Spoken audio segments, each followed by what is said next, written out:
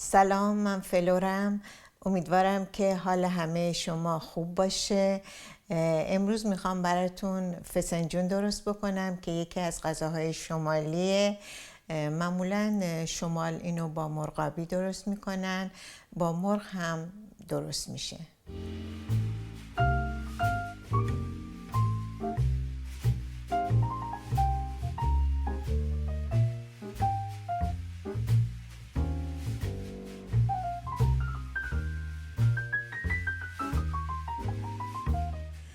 اول من مغز قردوشو خوب خرد میکنم.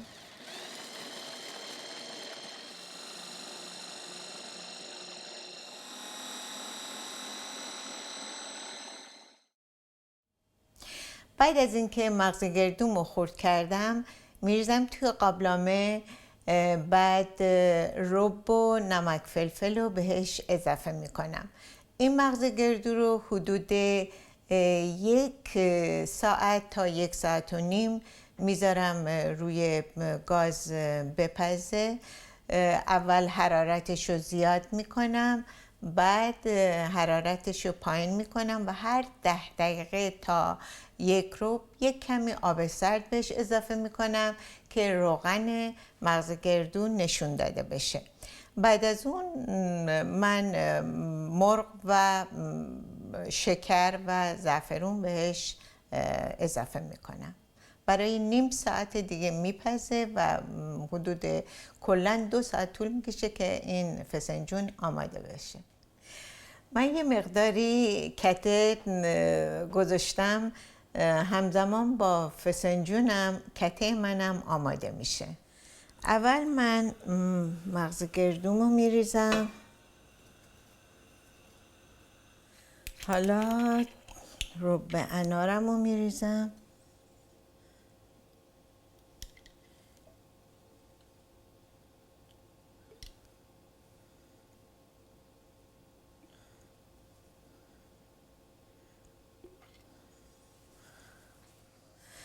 نمک،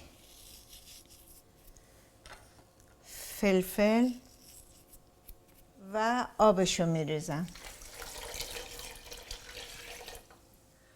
خب حالا من اینو به همش میزنم.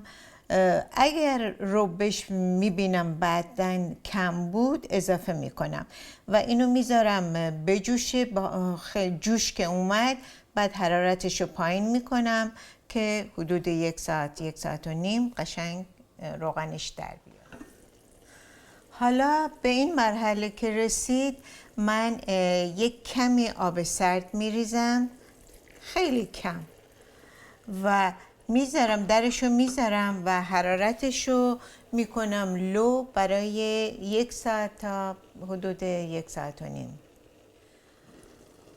حالا این مغز گردوی من 1 ساعت و نیم جوشیده و واقعا عالی شده. این روغنشو همینطور که میبینید قشنگ زده بیرون.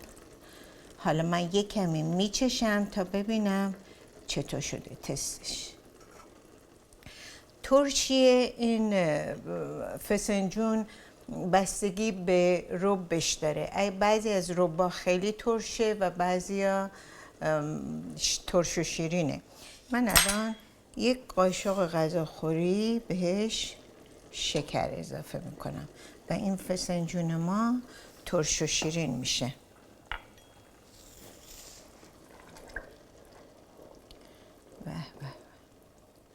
خیلی خوشگل. حالا من دوباره تست میکنم تا ببینم شیرینیش، ترش شیرینیش چطور.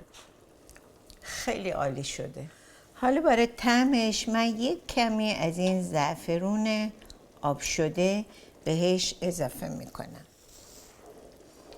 من اینجا یه مقدار قسمت بالای رون مرغ که بدون پوست و بدون استخونه دارم که اینو من به فسنجونم اضافه میکنم.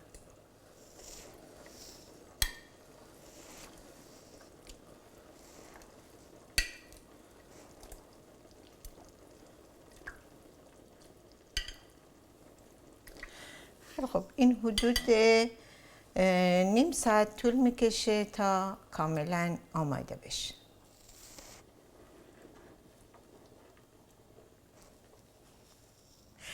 حالا غذای من آماده است. من پلومو برمیگردونم.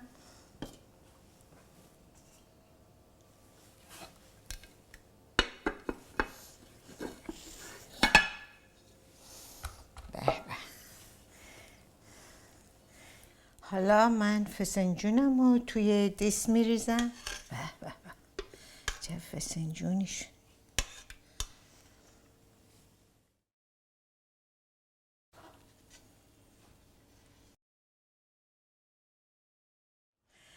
حالا من یکم از این فسنجون خوشرنگ و خوش عطر تست بکنم ببینم چطور شده.